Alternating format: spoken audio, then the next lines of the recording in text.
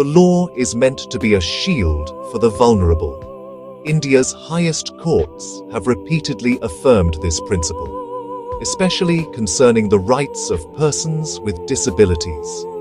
These judicial bodies have issued clear and unambiguous directives.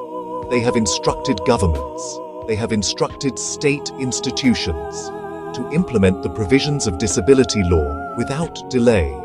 The orders are not mere suggestions. They are binding mandates. They are intended to ensure equality. They are intended to ensure opportunity.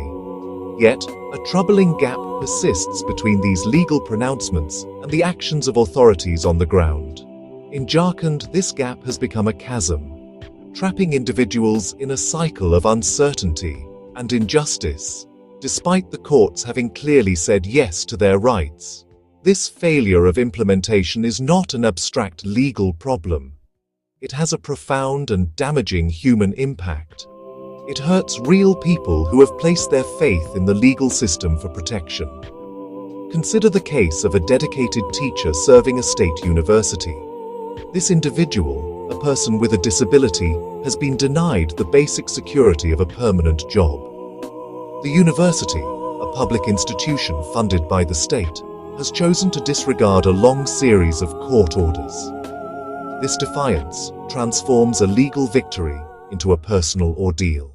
The history of this case is marked by a clear pattern of judicial intervention met with institutional defiance. The courts did not just issue one vague order.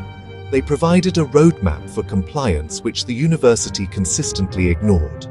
A pivotal moment came with the Supreme Court's judgment, Justice Sunanda Pandare Foundation versus Union of India and Anaha, 2014. It was a powerful directive. It instructed central governments to enforce the disability law. It instructed state governments to enforce the disability law. It demanded enforcement in both letter and in spirit, immediately. It was a nationwide call to action.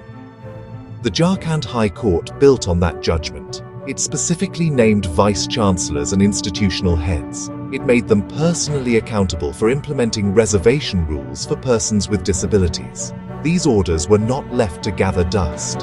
When compliance was not forthcoming, the court issued show cause notices for contempt. Yet the university treated repeated warnings and legal threats as having little effect and leaving the aggrieved teacher in perpetual limbo.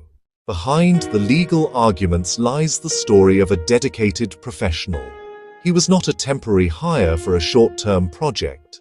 He was appointed and served the university continuously.